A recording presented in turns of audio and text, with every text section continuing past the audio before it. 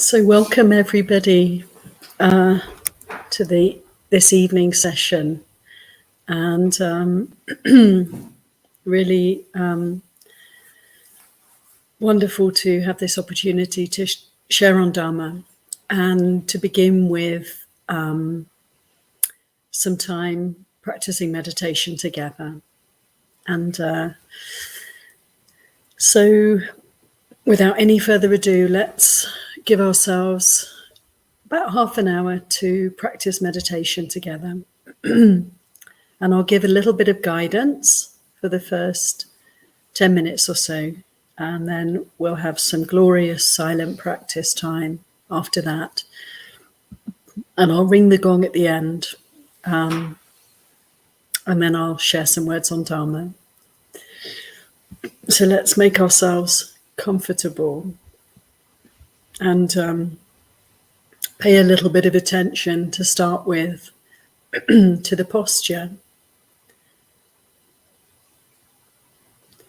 and just enjoy the chance to really settle into the sitting posture, or whatever posture you're choosing for this session. Upright, relaxed. And when we have an upright spine and an upright head, we can just let everything else really come to a place of relaxation. And notice the places where we often hold some tension, such as the shoulders, the hips, the belly. We can just cast our kind attention around these areas and notice how the shoulders, the hips, the belly can begin to soften and relax. So we're coming into the body, paying attention to this body, this mind. Closing the eyes, so helpful. Bringing all the attention inward. Practicing Viveka, practicing solitude. Withdrawing from the senses, the world of input from the outside. And coming to a place of solitude and stillness. Feeling the body. Whatever we notice. The weight of the body, the temperature here and there. Perhaps the subtle sense of movement in different ways within the body. And the feelings. We have this envelope of skin covering the entire body, so sensitive, so alive, full of receptors that feel out the environment around us. And if we pay attention to the surface of the body, to the skin, we can really feel so much sensation, so much vibration, this receptivity.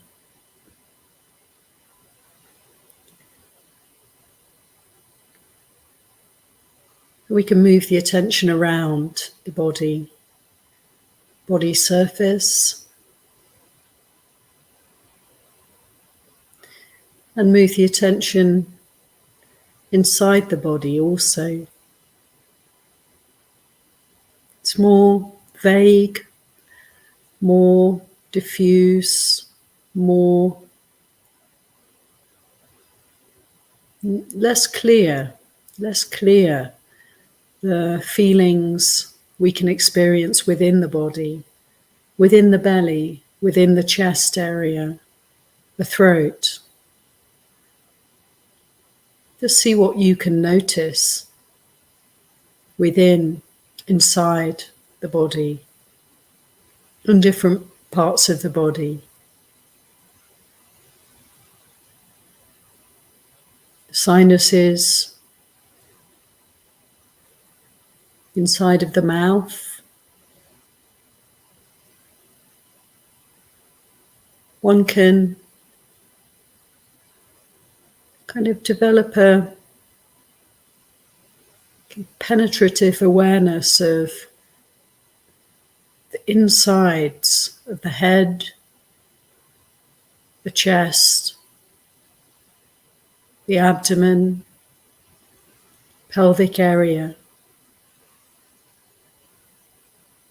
Not to be imagining the anatomy there, but actually just what can be felt.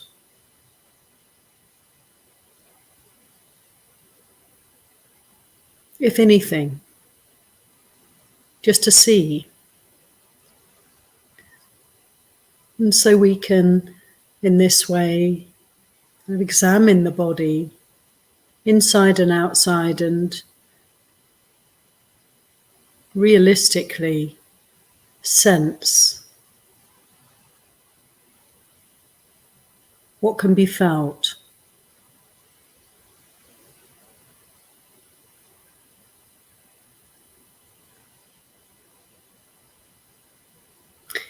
It really doesn't matter so much what we pay attention to, but it's so very helpful to anchor our attention within the body, in this physical realm, the realm of feelings, of Vedana.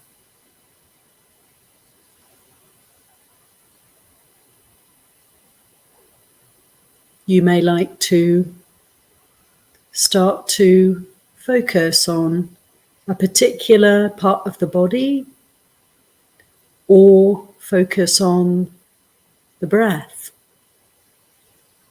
This wonderful object that's moving, changing very obviously, flowing and constantly shifting. The inflow, the outflow, pauses between the breaths. Just see where you are inclined to rest the attention as we start to really settle.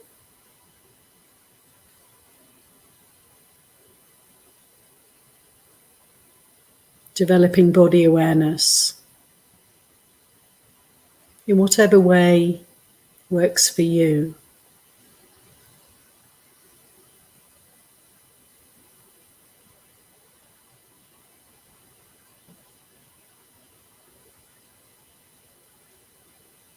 Encouraging the mind to keep coming back to this simple experience, here and now. Body sitting, upright body, relaxing, opening to kind attention, witnessing.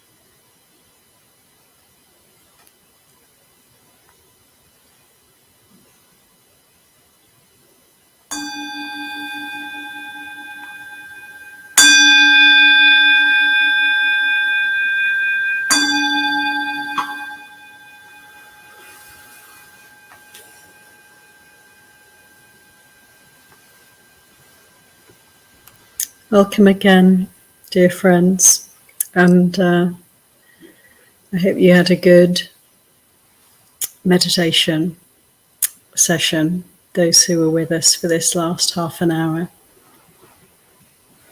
We may be far apart geographically, but it's really wonderful to sit and meditate together. I'd like to offer some words on Dharma now. And first of all, I will pay homage to the Buddha Dhamma Sangha. Namo tassa bhagavato arahato samma sambuddhassa. Namo tassa bhagavato arahato samma sambuddhassa. Namo tassa bhagavato arahato samma sambuddhassa. Buddhaṃ dhammāṃ saṅghāṃ namasami.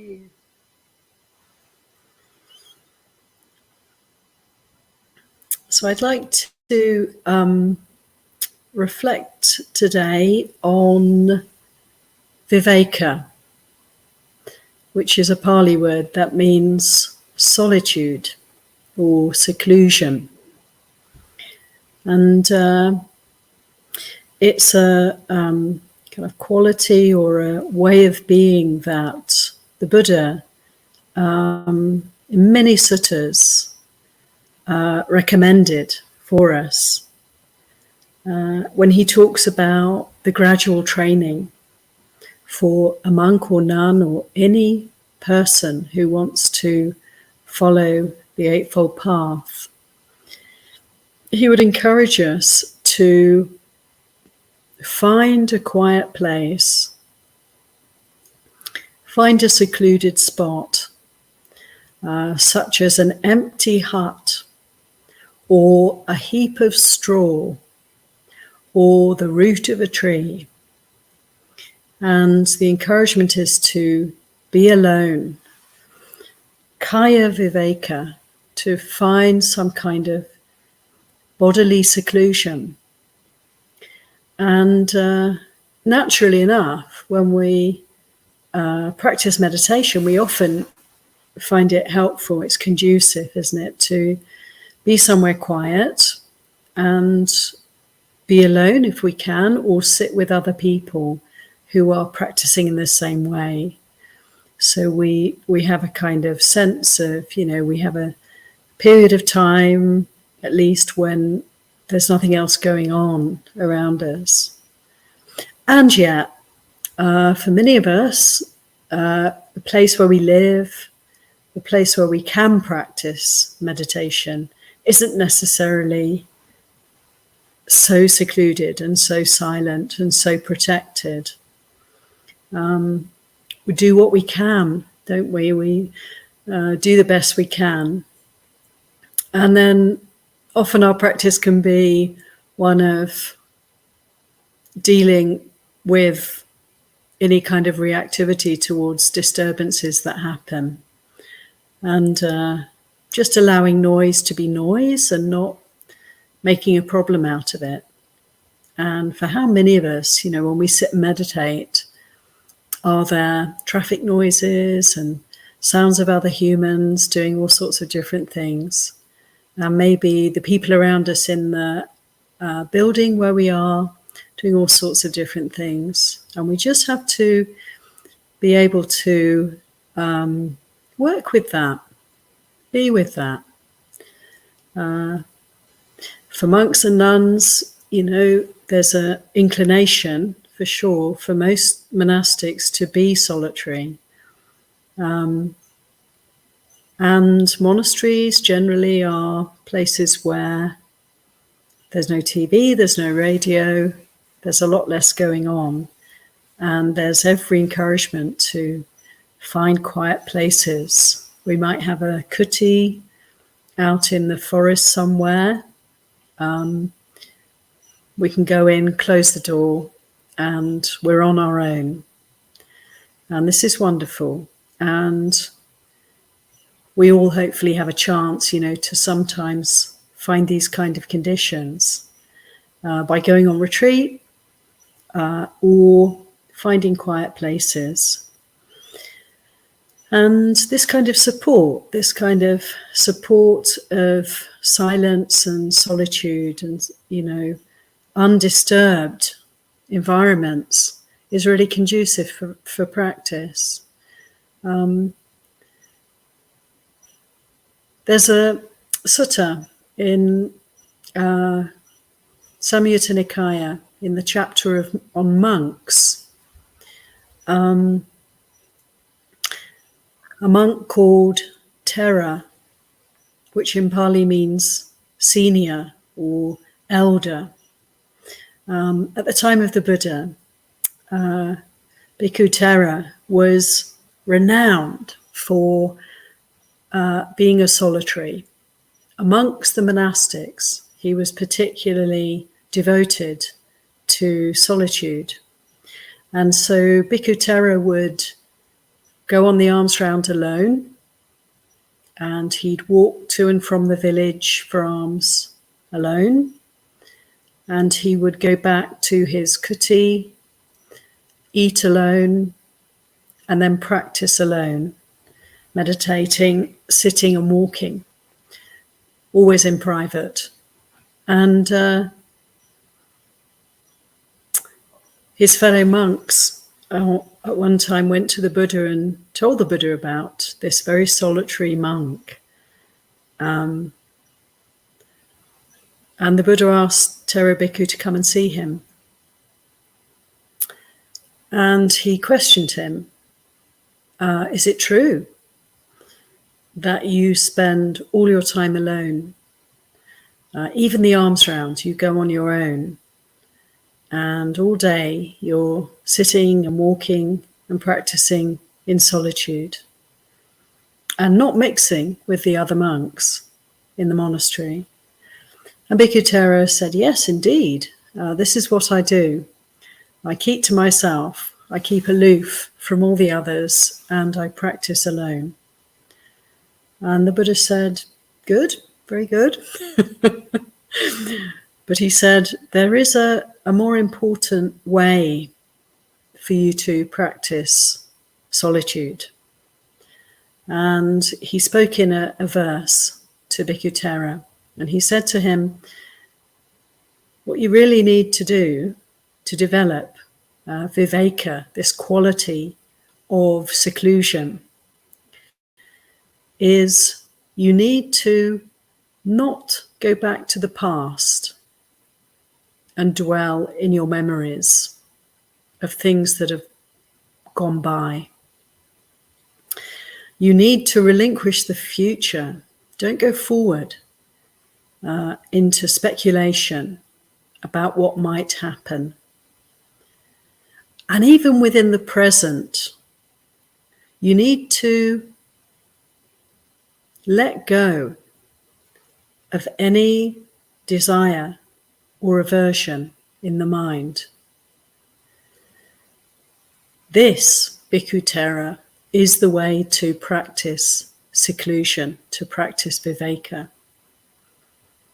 So this is a really wonderful teaching, and it kind of moves us from this concept of Kaya Viveka, putting the body, the Kaya, into a solitary, secluded state to help us, to support our practice. Moving from this level of practicing with seclusion and solitude into the level of Chitta Viveka, a mind that is solitary, a mind that is secluded. And in many different teachings and many different ways, the Buddha encouraged us to let go of the past, let go of the future. And we can notice, can't we, in our meditation practice that, the mind will tend to move from the present into memories, into worries and concerns about the future.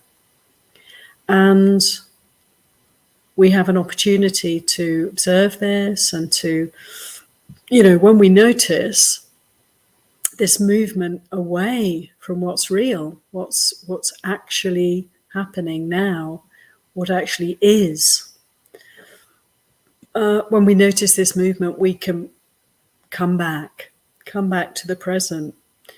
And it is a kind of seclusion. It is a kind of letting go of company, in a way, letting go of the unreal and allowing the mind to really settle. And how much can we practice Chitta Viveka even when we don't necessarily have the physical seclusion, the conditions of Kaya Viveka? And this really is our work. For most of us, many of us, we find ourselves in communities. We're social beings. We are surrounded by other human beings very often. And rather than trying to get away from them, which can create all sorts of suffering for us, all sorts of resistance, and a sense of kind of obstacles to meditation that are not real obstacles, they're just obstacles in our own minds. Rather than trying, perhaps unsuccessfully, to find the quiet, the silent, the spacious conditions for practice, even without Kaya Viveka, can we practice Chitta Viveka? Can we have a mind that is secluded? And this doesn't depend, does it, on the presence or absence of other people, of sounds, of activities around us. It depends entirely, as in this teaching, to Thera Bhikkhu. It depends upon our ability to be present and the ability to cultivate solitude in the heart, the ability to not be distracted, but to be able to practice whatever's going on around us. And this is quite a skill, and it takes cultivation. And for sure, if we ever have the chance to allow ourselves silent, spacious, private conditions for practice, it's really good to do that, to take advantage of that, to allow ourselves to really benefit from Kaya Viveka. But even when that's not possible, this is not a cause to give up on our practice of meditation. It's a chance to cultivate Chitta Viveka. And at the time of the Buddha, there were a lot more opportunities perhaps for the monks and nuns to go, as we often read in the suttas, to plunge into forest thickets and find places where there's nobody else. But even in those situations, there would be a whole lot going on, no doubt. I know from spending time in Thailand that the forests in Thailand are so alive with every manner of creature, so much noise, so much activity. And even when you sit to meditate, there's a very good chance that all sorts of creatures will come and start feasting on your body. So you can't really experience stillness, peace and quiet around you in the forests. Interesting.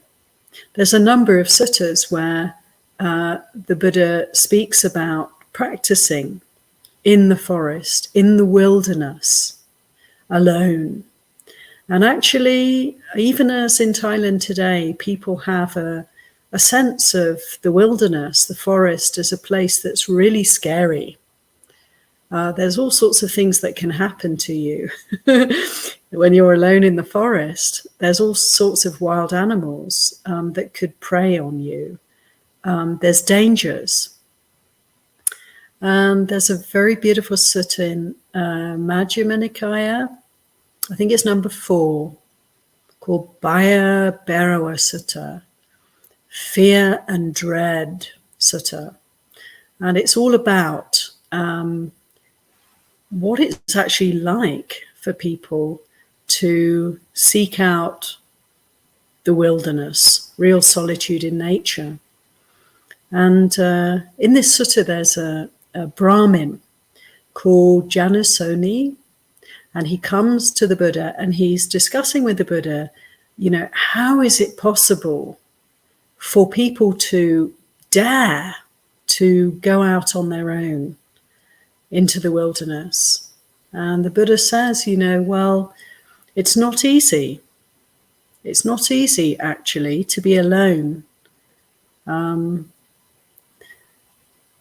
are many obstacles. And the obstacles that come up are based on fear. And the reason that we fear solitude is because there are defilements in the mind. I think we can all recognize this when we start to practice meditation, start to develop some degree of Chitta Viveka, come into the body, come home to this body and mind, make space for what is. Turn away from the external world, relinquish, let go of all the input that can come in through the sense doors, and really start to pay attention to what's happening here, this degree of solitude. I have Chitta Viveka. What happens? We start to become aware of the hindrances. The mind won't necessarily dive into a peaceful, quiet state. On the contrary, we notice, don't we, that anything that's a source of agitation for us, any past karma, any conditioning, any memories, thoughts, feelings that are not kind of finished business, any unfinished business, any concerns, worries, anxieties, desires, any sources of aversion. These things will come up for us. Confusion, agitation. And so we start to notice that we're not actually alone. We're not actually at peace. There's all sorts of almost like people in here. There's all sorts of scenarios. There's all sorts of causes of distress to be faced. And so we have to kind of slowly, carefully, and kindly work our way through the wilderness inside, to put ourselves out into the wilderness externally gives us a chance to do this work, to give ourselves an opportunity to be solitary, whether it's physically or, more importantly, through our practice. To come to a place of solitude is to begin to recognize, work with, bear with the kind of multiplicity of issues that are waiting for us, that are in the mind, in the heart. And in this sutta, Ayyā Sutta, the Buddha is explaining to Janasoni that, well, I can go to the wilderness and I can feel at peace. And the reason I can feel safe and comfortable in the forest alone is because inside my heart, in the heart, there is no distress. There's no source of suffering. There are no defilements. Because of this, there's no fear. There's no dread. The Buddha advised monks and nuns in all different ways. Some to go to the forest to practice. He felt that some people, he could see that some people were ready for this opportunity to really enjoy solitude. And others he would advise to stay away from the forest, to stay in the monasteries, to stay around people. And it's very interesting. There's a real compassion there. It's like, how much can we handle? And it's a real balancing act. I know there are some people many people who can't really quite bear to be alone. It's too disturbing. It's far easier, far more comfortable to be surrounded by noise and distraction than it is to be alone.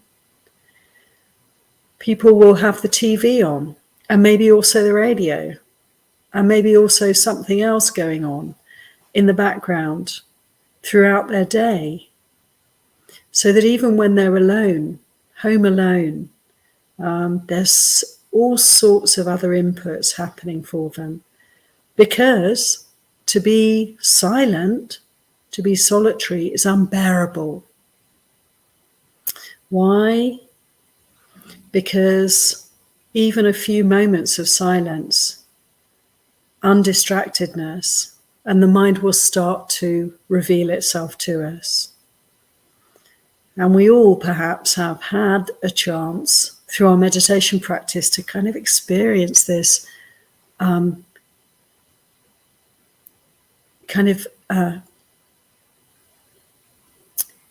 when we stop and allow for some stillness and silence, the way the mind will reveal itself.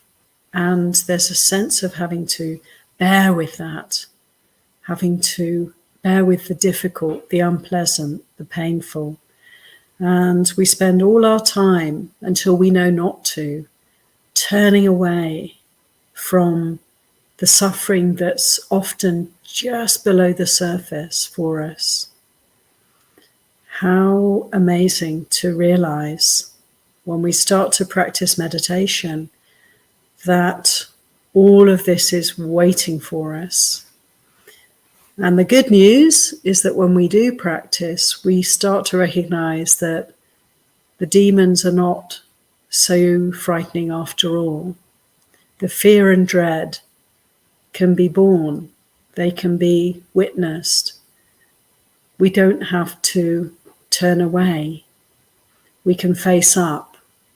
And in facing the fears, the discomfort, perhaps remorse, agitation, distress in the mind, we can start to observe that these things don't last. They're not permanent. They're changing. And through our wise attention, they have a chance to move through, flow on, arise and pass, arise and pass. And so, as much as we may fear Chitta Viveka, Kaya Viveka, the body in solitude, the mind alone, we can really start to appreciate that actually when we allow for seclusion and solitude in our practice, we begin to open to what is and release all the past suffering, all the old karma, all the dukkha that's in the human heart. And this leads us on to the next level of seclusion, which is Upadhi Viveka. We start to experience the solitude, the seclusion from the defilements, from the hindrances, and moments of real peace, moments of real safety, wherever we are. And it's important to point out that this doesn't require any special conditions. We may not manage to have Kaya Viveka, a body that's privately kind of tucked away somewhere, quiet, silent, undisturbed. But we can, wherever we are, cultivate the focus, the mindfulness, the samadhi of Chitta Viveka, of a mind that's secluded. And as we do this and develop our practice, work with the hindrances, see them arising and passing, we get to develop Upadhi Viveka, the mind that's slowly freeing up, free from the hindrances. And the sense is then that wherever we are and whatever's going on around us, there is peace. There is a heart that's not quaking and shaking and reacting. The Buddha said to Janasoni in this sutta, the forest is nothing to fear. There's nothing to fear in the external world. What we really fear and dread is our own defilements, our own dukkha, our own ignorance, our own past suffering. And when we know how to practice, we know how to relate to the defilements in the mind, then we can go out into the wilderness and we can practice very well. Until that time, until we're at ease with ourselves, it's good to practice with others. It's good to seek out wise friends and practice together, support one another. So we can figure for ourselves, what's most helpful for me. Am I ready to go on long retreats, be completely silent, not look at or speak to anybody else? Or is that pushing a little too much? Is that forcing something that's I'm not quite ready for? Is it more beneficial for my practice to actually be with others, be on retreat with a group, talk about practice with other people, enjoy the benefits of Sangha, of wise community? And for many people, many of us, it's maybe a little bit of solitude from time to time, and also time with others. And we get to learn so much, don't we, living in community in different ways. Work, colleagues, family, Sangha, friends in Dharma, monastic life. The skills that we learn and the mirroring that can happen for us around other people can be so beneficial. And the chance to get teachings, hear teachings, ask questions, and benefit from wise teachers. Just watching them, just following their example, and finding nourishment in the group. And so it's quite interesting to consider. Many people who come into monastic life actually are trying to get away from people. One of the common denominators, common attributes of monastics, monks and nuns, is that generally we're people who enjoy our own company, who enjoy being alone, who really seek solitude. And for a lot of monastics, the workout is actually being with other people, having to, fall in line, having to sort of compromise and work with others. And, when you're a kind of person who is comfortable with solitude, then it can be very helpful to be in community, because the opportunity to work against our conditioning, to expand our repertoire, go out of the comfort zone and be willing to put ourselves in places where we're not necessarily at ease, that can be very beneficial.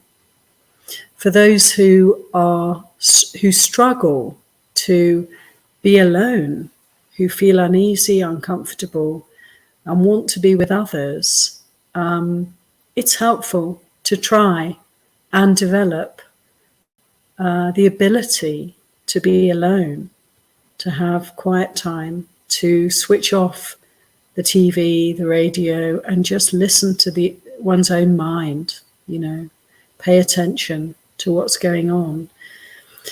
So we can see, for ourselves, what's our inclination and how to, in some ways, allow that to develop, allow our strength to develop, but also to look at ways in which we can work against those inclinations as well.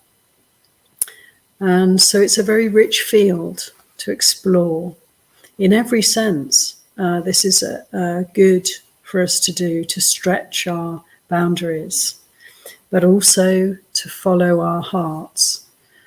And in terms of solitude, we have the chance.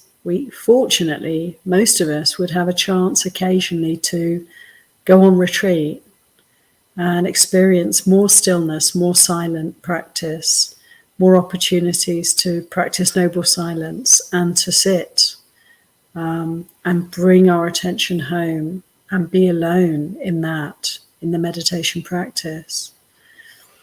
And then we, have the opportunity to work with busy lives and often living in cities, crowded places, noisy places, and to allow ourselves to accept the conditions as they are, and still to develop a solitary heart, to allow ourselves to experience samadhi. It's not easy to focus necessarily, to concentrate the mind when there's a lot going on around us, but it's not impossible. And this is our work. So these are a few words on solitude. One thing about the sutra I was just talking about is a very touching description from the Buddha about his practice as the Bodhisattva. So before he became enlightened, he spent some of his time in the wilderness. And he said he felt a great fear and dread. He would sit in the forest and he could hear noises around him. And he said he didn't know what he was listening to. And in his mind, he would imagine the worst, some kind of predator approaching him. And he said oftentimes he would realize that actually it was just a bird, it was just a small creature. But because of fear, his mind would magnify the sounds, and he would feel extraordinary amounts of fear and dread. And he said when this happened, he would make sure that he stayed in the same posture until the fear and dread passed away. And just imagining that willingness to be with. Fear has that energy for me, fear and also anger, very similar. They compel us to move, to get away, to do something, to get out of this awful feeling. But what the Buddha did was stay with it, stay steady, not move, whatever comes. Just that resolution to work with the fear as a priority, never mind anything else. And Ajahn Chah also describes a very similar practice. When he was a young monk, he would go off to the forest in Thailand. He would go to the charnel grounds, the burning the place where bodies were burned. He would go there. He would go there at night, and he would sit, and he would be terrified. He did this in order to face the fear, to face the kilesa, the defilements. And I'm not suggesting we all go out and do this in whatever ways we might be able to do this. I definitely wouldn't suggest putting ourselves at risk, going out in the city at night and sitting in secluded spots. Not a good idea. But nevertheless, we can really gain some inspiration from these teachings. And both the Buddha and then Ajahn Chah, who was really following this way of working with fear, working with the defilements. And I take this as a encouragement, you know, when there's strong emotion, when there's some powerful impulse to act in the face of fear, in the face of anger, in some sort of righteous indignation. Very good to sit tight and be secluded, be still, and stay present, and allow these very strong emotions to have their day, to express themselves without reacting, to bring in equanimity, bring in patience, bring in determination, and just to watch the arising and passing. And it's beautiful to be able to do this, to be with strong emotion, to be with the kilesa, to be with the defilements in the mind, and let them come and go. And noticing the cessation, noticing the end of those defilements is the taste of freedom. It's a little sort of mini liberation right there. So it's a very beautiful sutta, the Brahmavara Sutta, and it also lists all the different kinds of defilements that we can experience. And it's a very helpful list to read through. Majjhima Nikaya, Sutta number 4, just to read through all the ways in which we can suffer. And I like to read this and other suttas which list all the different kind of flavors of suffering, and just to see, just to investigate, can I find this? Can I find this? And let me see if it's present in the heart. To investigate in this way can be extremely helpful. So I think I'll finish here, and hope that some or all of what I've said is of some use and benefit to you, and very good wishes for your practice, everyone who's listening in. So we have some time for questions. So I'm just having a look at the chat. Thank you all for your kind greetings.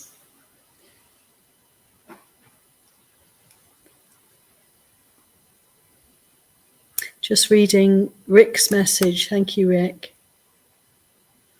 Okay.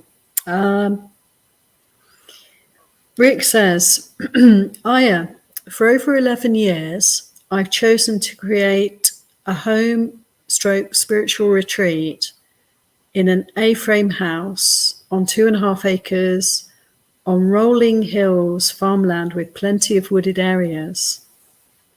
Wonderful.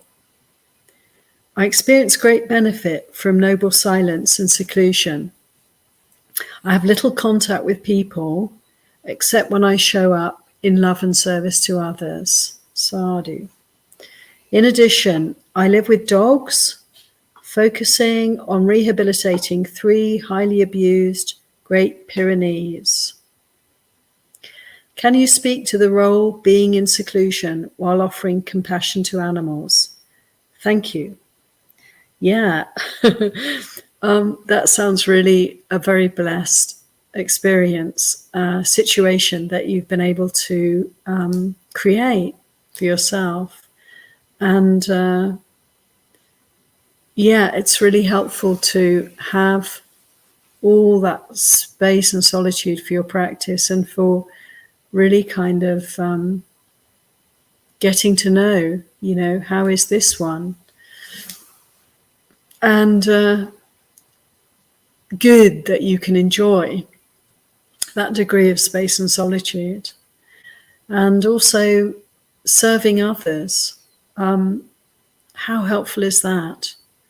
My teacher Lungpo Ganha in Thailand recommends, above everything else, any other teaching, the practice of selfless service. And he really kind of emphasizes this as a way to develop the Eightfold Path in all its fullness, because our selflessness supports our right view and supports our meditation practice, and our service supports virtue, supports well-being. Keeping the precepts is really important, but also generosity, giving. And so in serving others, other beings, supporting and helping others, we generate so much peace and happiness in the mind, well-being in the mind. And as you say, Rick, compassion, paying attention to the suffering around us is an opportunity to cultivate compassion.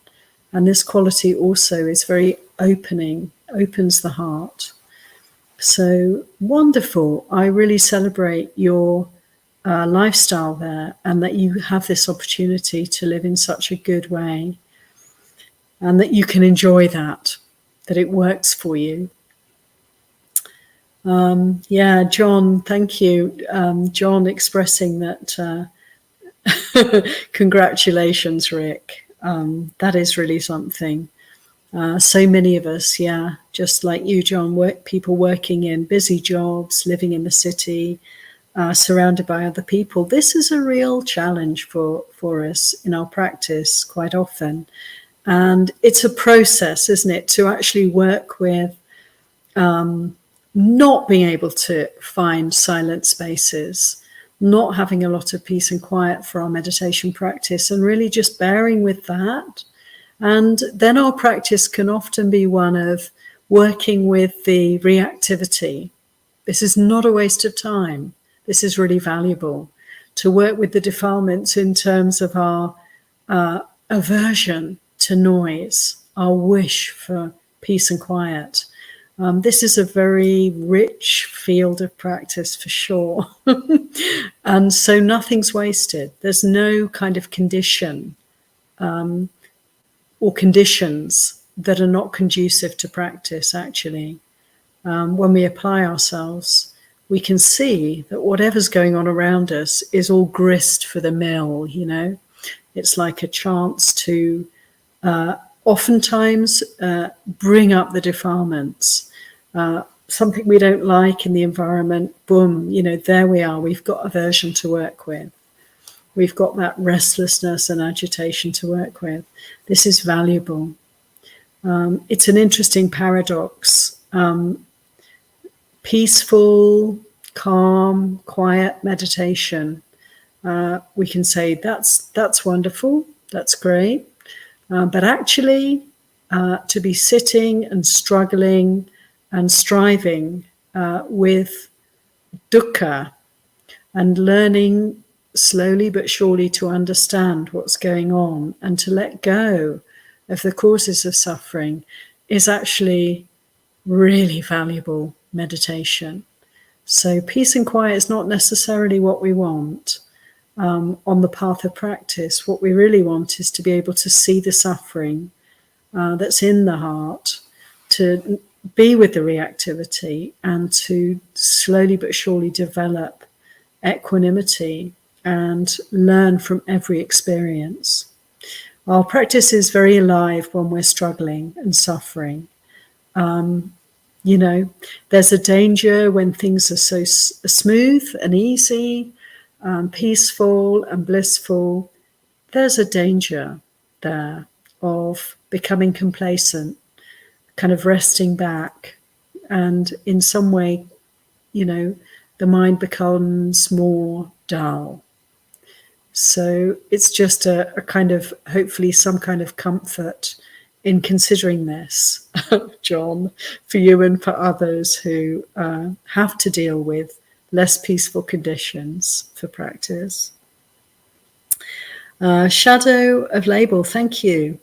Can you explain who that Buddha was who found his path on his own and is secluded, and what was he like? Well, the Buddha that we know about, Gautama the Buddha, who lived 2,560 something years ago, yes, was that exceptional person who was able to realize the path to liberation without anyone helping him along the way. He was the one who, through his merits, his hard-won qualities, had the ability to find the way. He described the path as something that was always there, was always present, but it's like a path to a beautiful mansion that was neglected and allowed to overgrow to the point where it was no longer visible. There was no longer a clear way. And only a Buddha is capable of rediscovering the hidden path to the mansion, to Nibbana, to the goal of all our spiritual practice, freedom from all suffering. And through his endeavors, he was able to, clear the way, clear the path so that others could follow him. And he also had the capacity to teach all beings.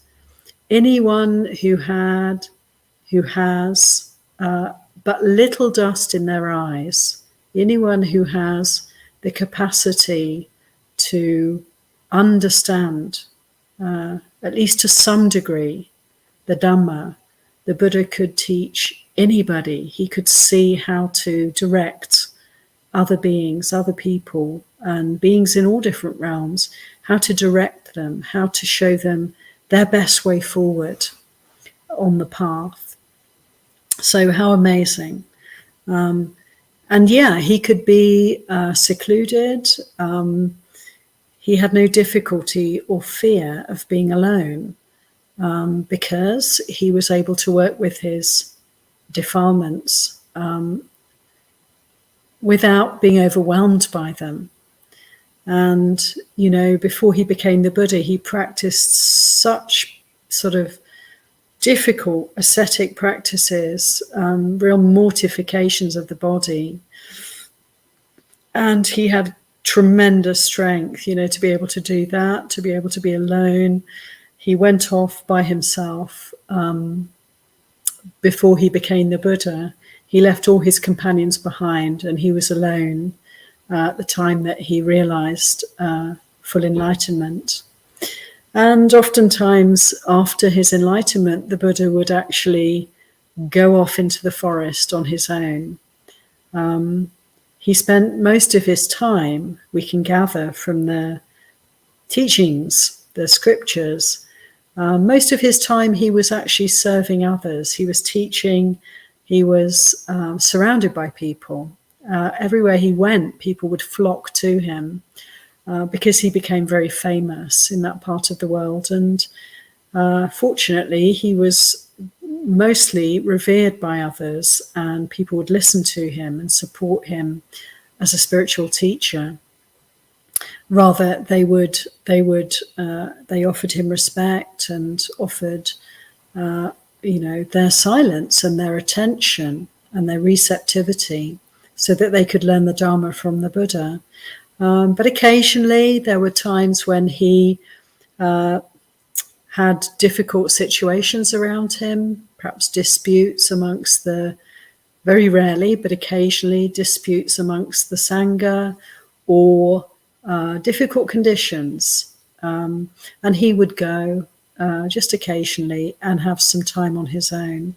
No danger for him, no fear for him. So a good example for us in every respect. And it's really wonderful to learn about the life of the Buddha, to read about his journey. He often talked about it to others and explained to them how he came to understand the path and to become fully enlightened. He would share his story, the story, with others as a way of inspiring and encouraging us. So there's plenty of material in the Pali Canon for us to glean, to recognize certain important milestones in the Buddha's life, and to understand from him the journey that he undertook from the time he left household life until he became the Buddha. Okay. Yes, John, any advice on how to get through it? I want to face my fear of failure. Yeah. Just looking down to see. I hope to be able to care for animals the same way too. It's been about a year since I took up the precept of not killing insects or any other animals. Well, that's tremendous, John, because it's not easy to practice. I said last night in a talk, it's not for the faint-hearted. Meditation is not for the faint-hearted. It's certainly challenging. And following the Eightfold Path, it's a workout for us. Fortunately, we have all the guidance that we need, and then we simply have to train ourselves, And I love that you've been able to work with the precepts in this way, that you're now avoiding any kind of killing, because for most of us, the cultures that we live in, it's not frowned upon particularly to swat insects or to use all sorts of means to kill small beings around us that are maybe a bit irritating for us, that we don't necessarily feel very safe around. People can even be afraid of things like spiders or, small insects. Can bring up a lot of fear for some of us. So to be able to recognize that actually, all beings want to live, and it's really good to work with our fears around small beings and let those fears go and have compassion and protect and care for all beings as best we can. And this is a really beautiful practice for us, and we surely gain some kind of ease and peace of mind when we're not hurting and harming other beings. So I really celebrate that you're polishing your virtue, you're improving on the precepts. There's always more we can consider in terms of keeping precepts, and it's wonderful to keep looking at the way we practice keeping precepts to see how we can develop further, refine further our behavior. Okay, just looking through.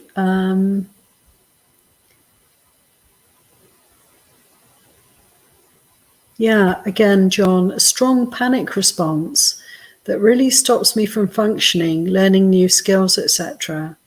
Thank you for sharing that. I'm kind of backtracking, excuse me, I missed that before. So how to get through this sense of panic around learning, functioning. That's a tough one. I'm glad you bring it up, because it sounds like fear and dread, yes. And these experiences of fear, panic, overwhelm can be very much embodied for us. It's really helpful to pay attention to the body when feeling overwhelmed, when getting to that point of, it's almost like, isn't it, when we're panicking, we have tunnel vision. We can't quite see our way through. Everything closes down, and we're really petrified in some way. We can freeze, and mentally and also physically. And it can be really helpful to come into the body, pay attention to the breath, to the body, and see what's going on. And often this will create for us a sense of almost like worsening of the panic, but just the willingness to allow a pause and body awareness to come in can often really help to sort of come into the real peak of that distress and then see it changing. Breathe deep, breathe into the belly, and watch the breath, and then one can slowly calm down. Often when we're panicked, the breath becomes very shallow and swift, and if that's the case, if that's happening, it's okay to consciously breathe deeper, slow it down a little bit, and just allow the body to relax. So these are just a few words, suggestions that I hope may be helpful.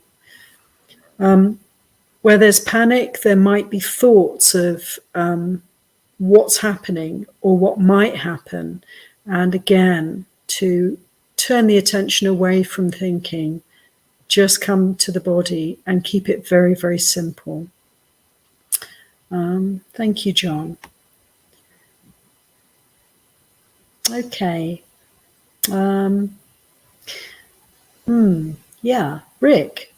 Participating in Ajahn Sona's online retreat, that's tremendous. Are there any pitfalls we should try to avoid when we practice 4 elements or kasina meditations, especially when healing from trauma? Well, I think, if you're doing the retreat there with Ajahn Sona and he's suggesting different practices, it would be really good to, ask him about the practices and see how he can guide you. I know the retreat's going on for a few days, so I really hope there's opportunities to have some question and answer time. And I'd be inclined to follow his teaching while you're doing the retreat with him. I hope that's okay for now.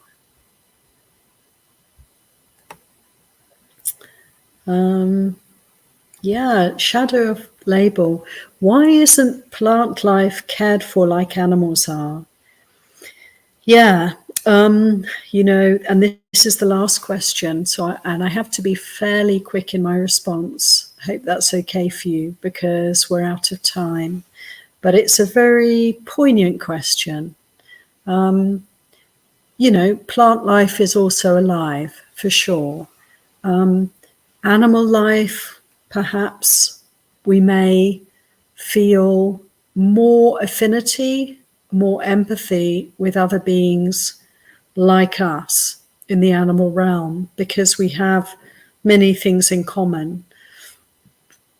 I know there have been experiments done on plants that show that when you cut them or damage them in any way, there is a very definite response. And so I feel that we can bear that in mind, and as much as we can, protect and preserve all life. But as the Buddha said, we are in this realm where we have to eat, and or we're eaten. And it's painful reality for us that our very survival depends on taking the life of other beings. And the Buddha did make a distinction between kind of life forms, and I sense an encouragement to support as best we can all life forms. But if we have to eat to survive, then consider the least harm possible. I hope that makes sense, and I can appreciate your empathy for plants as well as for animals. Sadhu for that. So thank you so much, everybody. I really appreciate the sharing and the comments and questions, which help so much to give me a sense that we're interacting. I'm not just talking at you, but with you.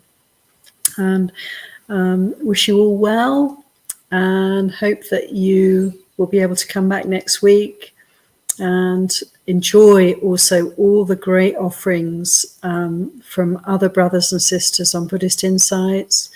What a wonderful opportunity we have nowadays to hear the Dharma. May it be of great benefit for you all in your practice. Sadhu. Take care.